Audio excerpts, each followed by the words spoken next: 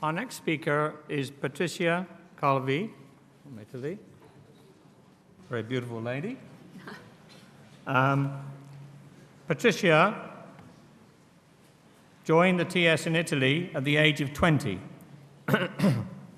and soon became an active member in the group of Vicenza. Is that correct? Perfect. Pronouncing? Especially in service activities. Since 1995, she has worked as a full-time volunteer in the Italian General Secretariat, currently in charge of the editorial staff of the Rivista Italiana di Teosofia. She is also one of the translators of the magazine and a member of the editorial committee of the Italian Theosophical Publishing House. President of the Theosophical Group of Vicenza since 2004. She is a member of the Council and of the Executive Committee of the Italian Theosophical Section. She was elected to the Executive Committee of the European Federation of the Theosophical Society in 2004, and we look forward to what she has to say on this subject.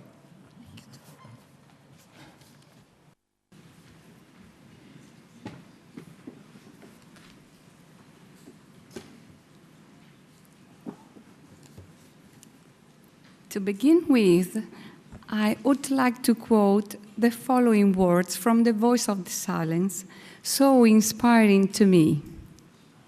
Quotation.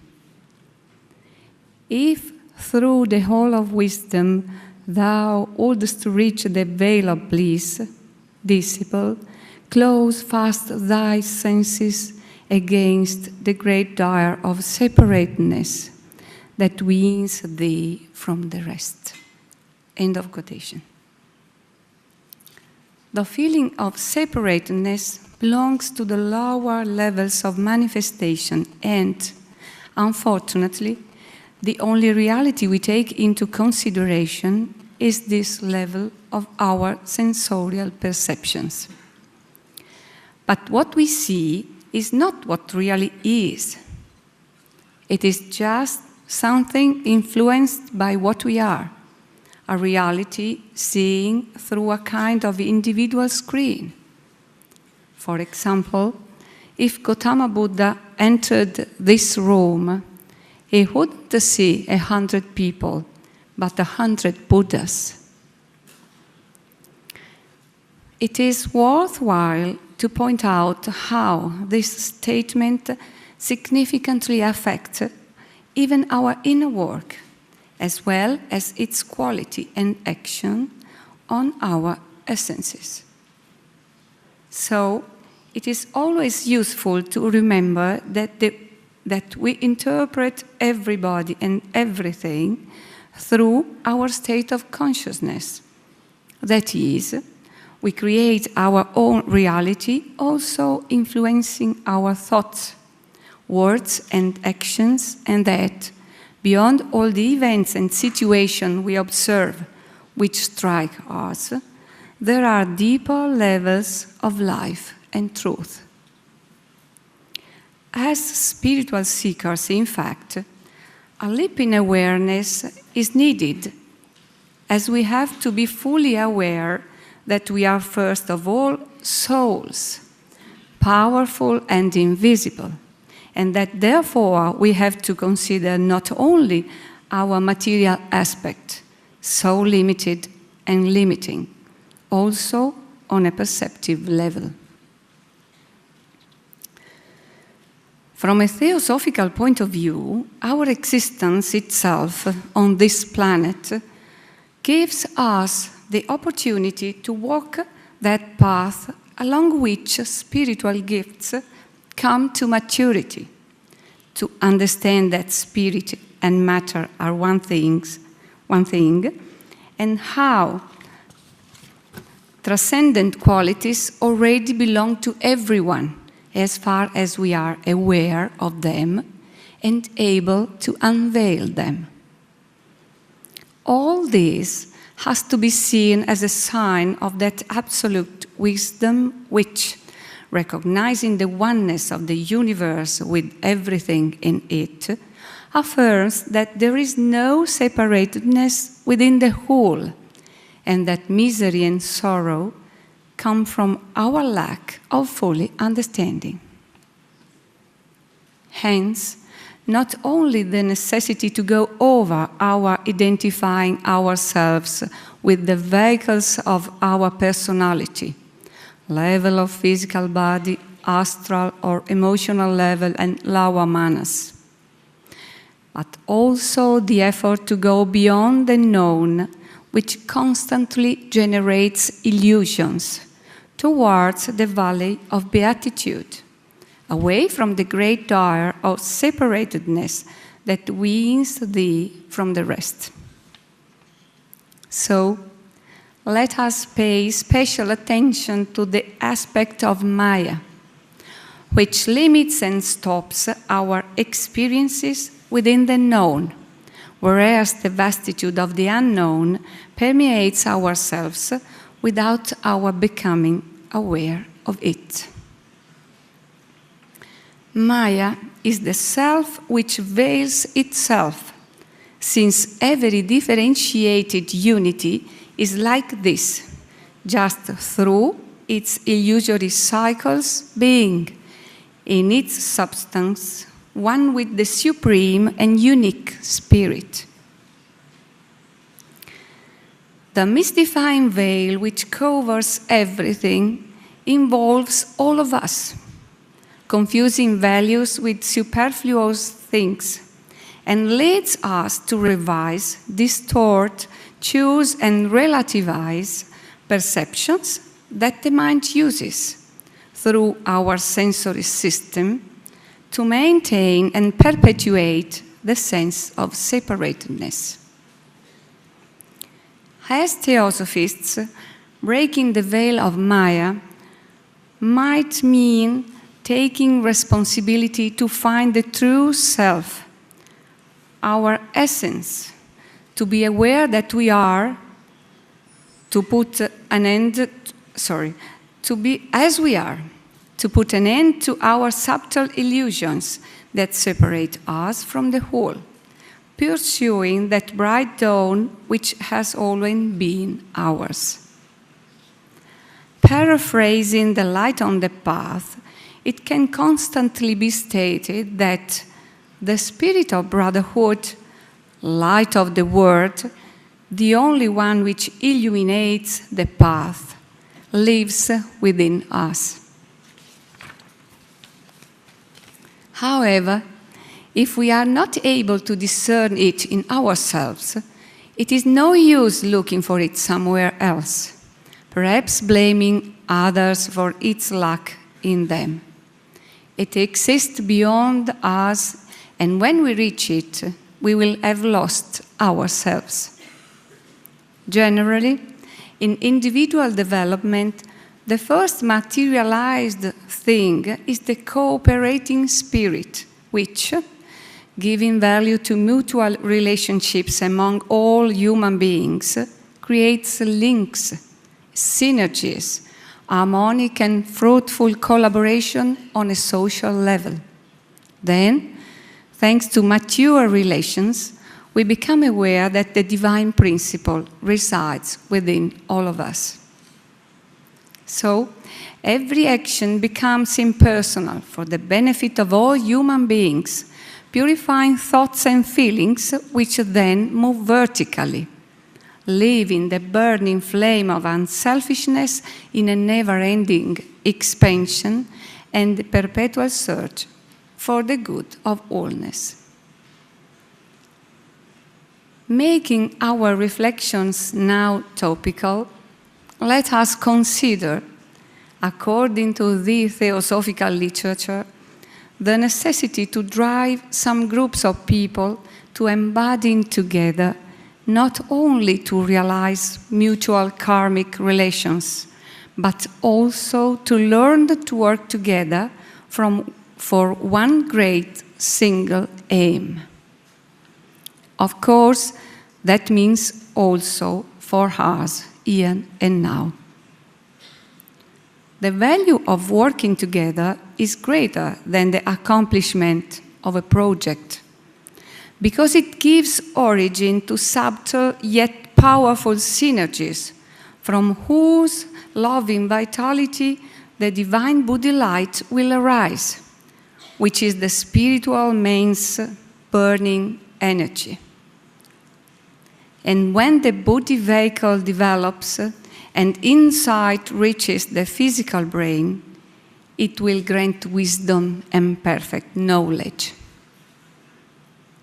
According to ancient wisdom, love is the most important of all attributes, and it begins with an attitude of goodwill, friendship towards others, understanding, and all good impulses, aiming at helping people on the path towards happiness. A universal disposition may develop from that personal feeling. Mahachohan wrote in a letter dated 1881, quotation, "It is not the individual and determined purpose of attaining oneself nirvana, which is, after all, only an exalted and glorious selfishness, but the self-sacrificing pursuit of the best means to lead on the right path our neighbor, to cause as many of our fellow creatures as we possibly can to benefit by it, which constitutes the true theosophist." End of quotation. It is a simple statement of brotherhood, yet a deep one, and also a model for our own lives. I am not an eminent scholar, a scientist, a philosopher, a priest. I'm a normal person, but my lecture will turn out well or badly according to your friendly or hostile attitude. Why? What is that force so powerful and unique, capable of accomplishing such a miracle? Dear brothers, within our organization, we have developed great capabilities of finding common aspects among religions, philosophy, and sciences. But we have to find common aspects also among ourselves. Brotherhood is our challenge. Brotherhood is our mission. Brother comes from the Latin word frater, corresponding to the Sanskrit bratra, and it is probably from this root, bahar from the Sanskrit, meaning to bring, to sustain, to support, that the word originates, and from there the German Bruder and the English brother, with the meaning of sons of the same father. HPB, anyway, in 1888, used to say that masters cannot do a lot if the members of the Theosophical Society don't share thoughts and feelings. What is brotherhood otherwise, if we are not even able to realize all our so-called wisdom? Knowledge and words are not theosophy. They don't have any value, any right of citizenship. We don't have any right to pronounce or express them. Divine light doesn't reach the human soul until man allows to his lower nature to dominate him. Our knowledge is like sheets of paper. Brotherhood is needed to hold them together in order to avoid dispersion. Are we still able to feel we are all one? This is the challenge the Theosophical Society is living right in this historical period of time. Are we aware of this? Do we think of ourselves as brothers, sons of the same Father, that is, belonging to the same family and so working together? Our Theosophical Society now, more than ever, needs unity and solidarity so that, acting according to perfect harmony's laws, it can allow everybody who wants to serve in the best possible way. To flourish, the Theosophical Society has to grow from inside, but the maturity and awareness level of the whole association depends on the contribution of every single member, on his individual consciousness, abnegation, and unselfishness. Basic and absolutely fundamental concepts, such as universal brotherhood without any distinction, cannot be violated intentionally without taking into consideration the consequences on a metaphysical level, without fully understanding the damage caused by that lack of harmony to that subtle though powerful net that unites all of us.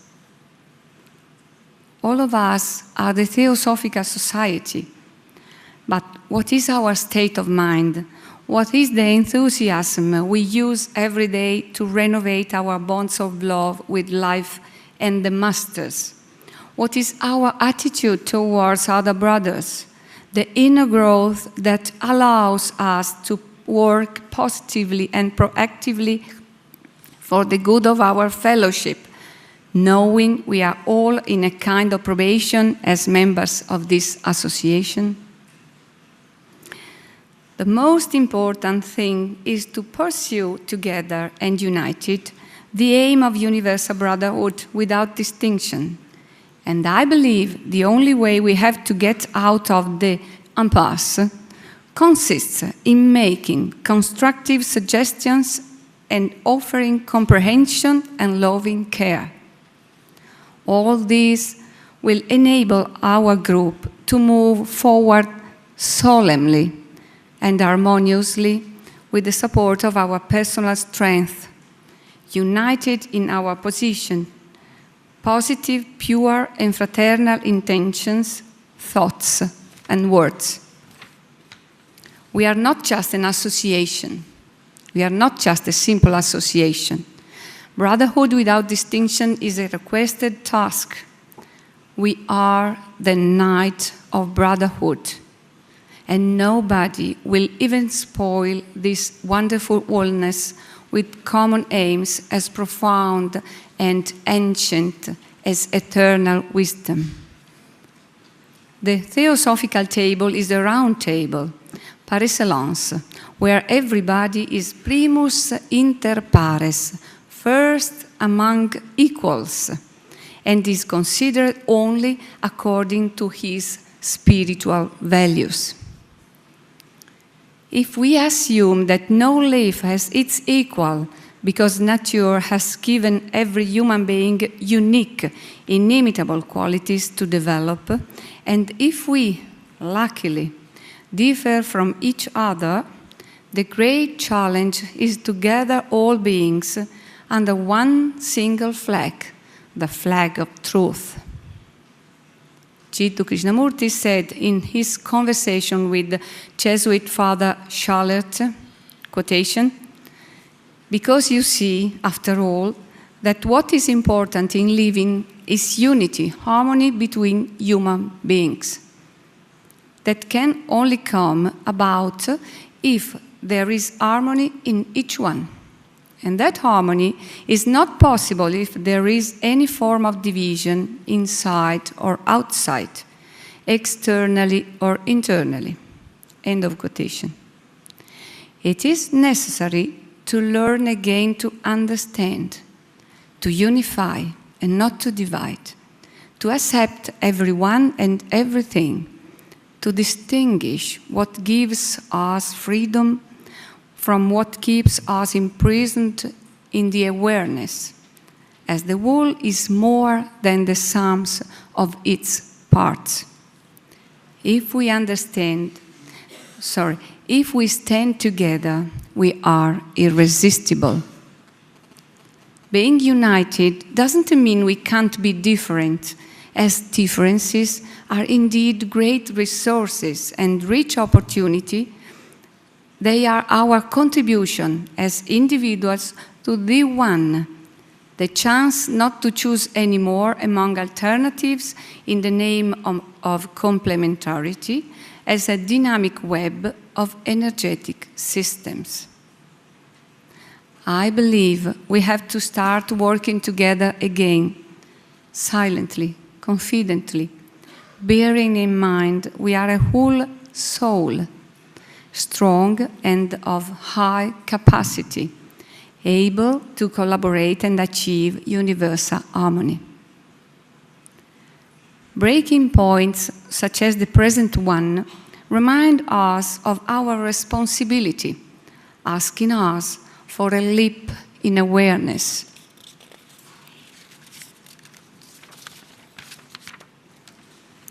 In this present, chaotic and confused times, stars can still arise. This process is similar to the graceful and voluntary work of oysters, which, irritated by grains of sand, create pearls. It is a way of behavior that offers proactive, creative answers, that goes directly to the heart of life, of truth, allowing us to walk through the room of wisdom to reach the valley of beatitude. Jiddu Krishnamurti affirmed, truth can come only when your mind and heart are simple, clear, and there is love in your heart, not if your heart is filled with the things of the mind. When there is love in your heart, you do not talk about organizing for brotherhood. You do not talk about belief. You do not talk about division or the powers that create division. You need not seek reconciliation. Then you are a simple human being, without a label, without a country. This means that you must strip yourself of all those things and allow truth to come into being. And it can come only when the mind is empty, when the mind ceases to create. End of quotation. Are we able to dream anymore, being less selfish and fearful? Can we spread our ideals beyond the marshes of our personality and its fruitless package? It is the only way to live up life's wonderful harmony, to be true peregrini in itinere, authentic knights of the order of brotherhood without distinction. Thank you.